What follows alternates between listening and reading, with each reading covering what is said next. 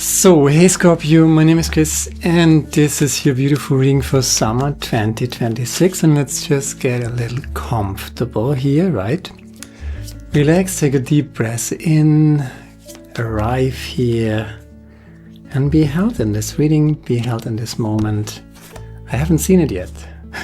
There's a little fear here, Eight of Swords, overthinking energy, but you're moving in the right direction. You're going towards what you love.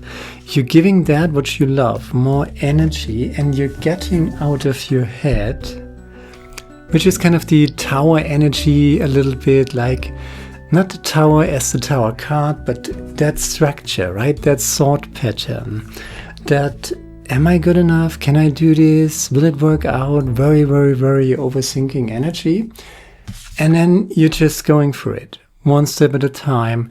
This is not the Page of Cups, this is the Knight of Cups, so you're already in the second gear, so to speak, right? So you're not completely beginning something new, but you already had something that is making sense for you. Fast, supportive energy, there's the Strength card. Whenever these energies come along, right? Whenever you feel like, oh my God, can I do this? Am I good enough, right? All these naysayers that are kind of still living in your head, that kind of conditioned you to question yourself. Do not fight your worries. Do not fight your overthinking monkey mind. Tame it. Work with it. Even in meditation, even if you do meditation, the mind is always thinking. It never stops, really, right? So try not to fight your own thoughts. If you feel down there, if you feel like, negativity, negative thoughts, worrying too much, then first of all, you have to accept that. You have to sit with it and accept that and realize, okay, I'm feeling shitty, right? I'm feeling like the Eight of Swords. I'm blocking myself. I'm using my energy to amplify my insecurities. That's the Eight of Swords. And instead of, doubling down on kind of hating yourself, oh my God, I'm overthinking, I shouldn't be doing that, right? And fighting that, that's not how it works. You just sit with it and do a meditation, do breath work. If you're in that frequency, right? Eight of Swords, overthinking energy. The best way to do is to do breath work. 10 seconds in, 20 seconds out. Right? And really push it out at the end. You shouldn't get dizzy or anything. If you're short on breath, you do a little less, you do a little more if you can. You should balance it out, but the out breath should be 2 times the in breath. That's your response to that. Not fighting your own thoughts, even if they are negative thoughts. First of all, you accept what is, and then you sit with it. You meditate, you breathe through it, you breathe it out. And then, by not fighting the shady parts of yourself, by not fighting the overthinking aspect of yourself, you get energy, you get focus towards that which you love. And if you focus on that which you love, there's a lot of momentum and supportive energy from the universe with the Eight of Wands here. There's the Knight of Wands and there's the Two of Cups. So the Knight of Cups kind of picking up what you love, giving that what you love more energy, and then developing some sort of passion for it. And if you're passionate about something, there are 2 versions of passion, basically. One aspect of passion is that you are willing to suffer for it, right? If you finished university, if you get a degree, if you finished high school, right? You know what it means to suffer for something. You suffer for your degree, you suffer for the end of your graduation from, whatever you're learning, whatever you're doing. There's always, you put in some work to get something out. this is one aspect of passion. What are you willing to suffer for, right? You don't have to nail yourself on some sort of cross or anything, but that is one aspect of passion. You give something in order to get something. Why? Because you're passionate about it. You're willing to suffer for it. That's the one aspect. But you are already, in this combination with the Knight of Cups and the Knight of Wands, you're already in the second half of the development of passion, basically. And that means passion in the sense that you're willing to do something that brings you continuous joy while you're doing it. So no longer suffering for something, but actually do something that brings you joy and makes sense to you, whether it's healing for you, whether it's, I don't know, whether it's meditation, breath work, fitness, whether it's, I don't know, maybe you want to write the book. Maybe you want to write the poem. Maybe you want to do the drawing or whatever.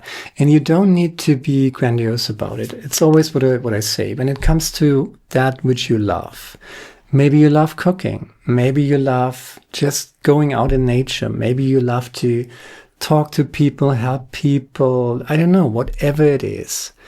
It doesn't need to be grandiose, right?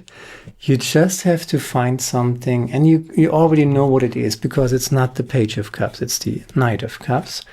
If you give that energy, and you're going to develop some sort of passion for it, just by giving it energy, and then everything will fall into place with the Eight of Swords. Just don't fight your negative thoughts. If they come along, right? Can I do this? Am I good enough? Who cares if nobody sees it, right? Don't listen to the naysayers. Don't listen to the narcissists. Don't listen to negative thinking, disempowering thinking. Don't fight your negative thoughts. Sit with them. Breathwork, meditation. That's how you deal with them. And that's how you kind of take charge of your focus, of your energy, and of your consciousness, and focus it on that which you love, and go for it. There's some passion, Wands energy, Eight of Wands, Knight of Wands. And then there's the Two of Cups. The Two of Cups is a big story card, right? It's kind of making peace with the world. The Two of Cups can mean a lot of things to a lot of people, right? And for me, the Two of Cups is pretty much accepting the other side, whatever the other side is, right? Maybe you had to go through some sort of dark night of the soul to find your passion, to find that which you love. Maybe you had to, and that's the first half of the journey, right?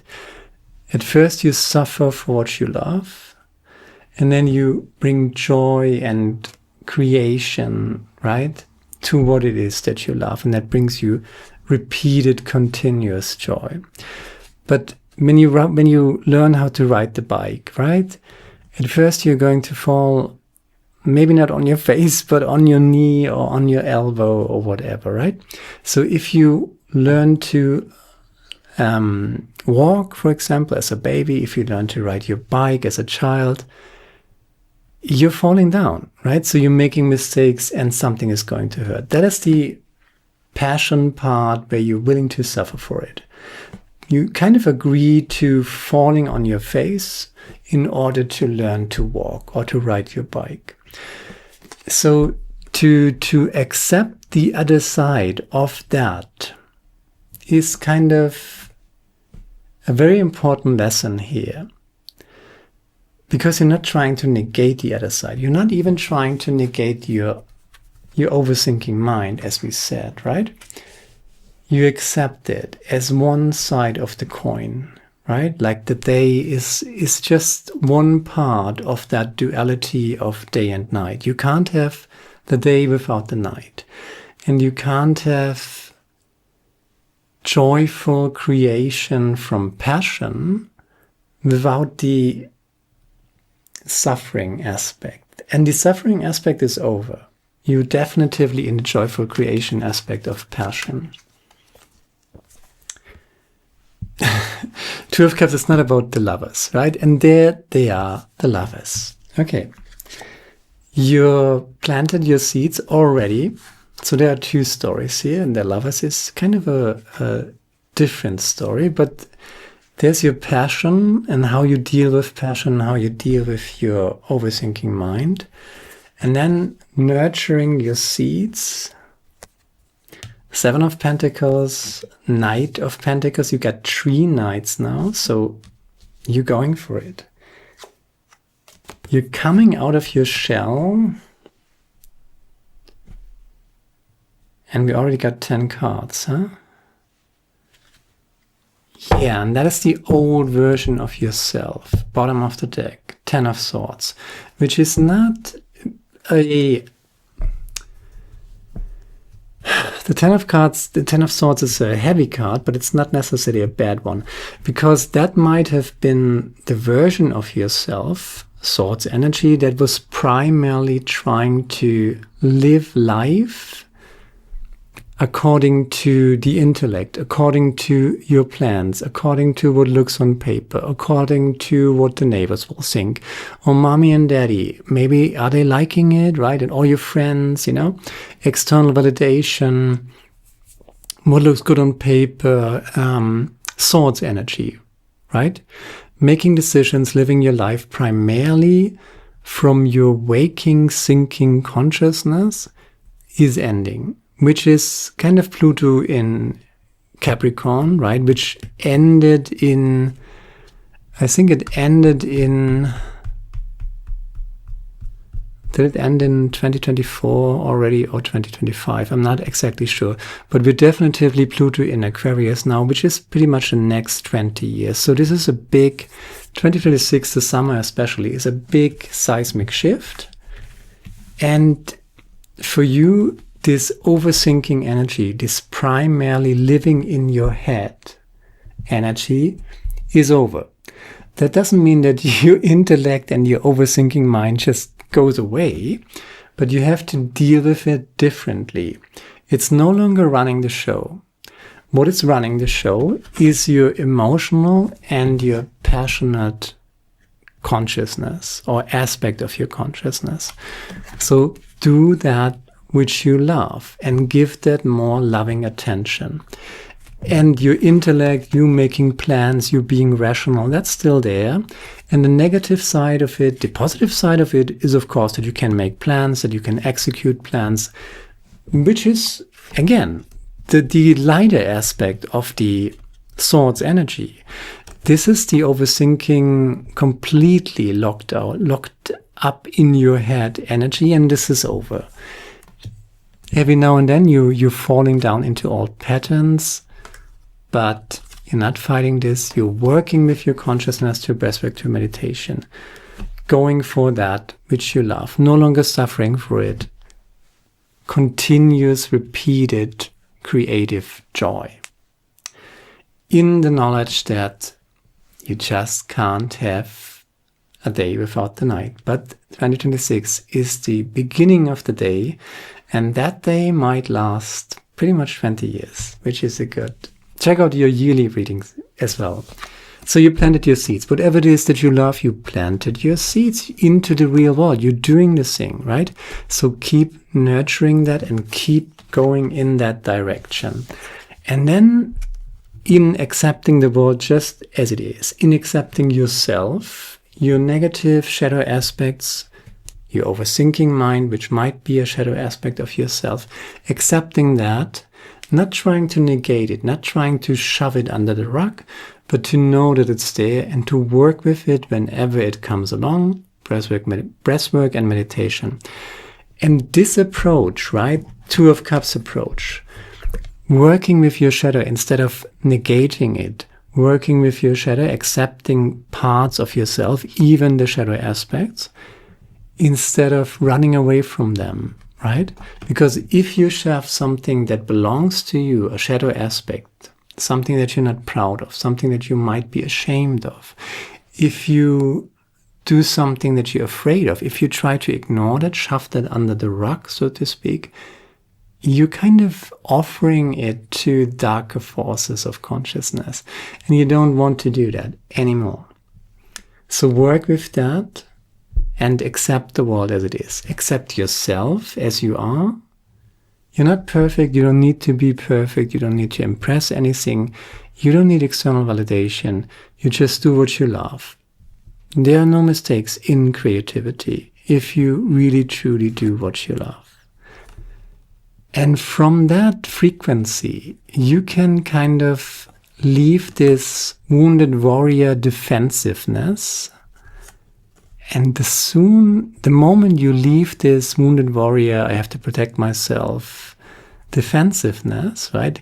The moment you accept yourself just as you are, with all of your shortcomings, not magnifying them, not negating them, but just knowing that they are. And whenever you tap into Eight of Swords energy, you treat it like the lady here treats that lion, not fighting it, but taming it, sitting with it, taming it, okay?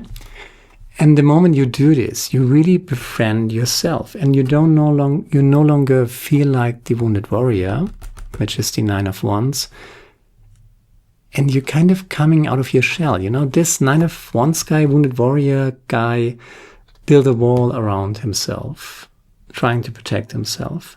But the moment you accept yourself, and the moment you accept the world for what it is, with all the shady people in it, with all the sham and, you know, all the foul play and all that jazz, right?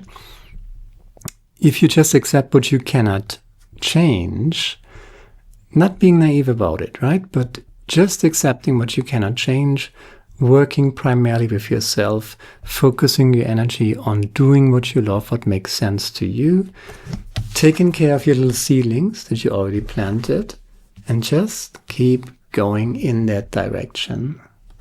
And bam, you're basically attracting someone on the same frequency. And even if it's just a summer affair, right? Be smart about it, protect yourself. There are a lot of narcissistic, shady people out there. But why not come out of your shell and smell the flowers a little bit? Page of Wands, that's the Page of Wands, that's your overthinking energy, you know, always showing through every now and then with the Nine of Swords here. Making peace with the world, going for your passion, not suffering for it, but joyful creation. There's the Empress. Beautiful energy. Then we got the Page of Cups, the Knight of Cups, and the Lovers. That's the Victory March. Look at that. You coming out of your shell. Why? Because you have nothing to hide. You know? Nothing to hide. And you can still have healthy boundaries, by the way, without building a wall around you. Because if you have a wall around you, you're going to cheat yourself of that energy, and that would be a shame.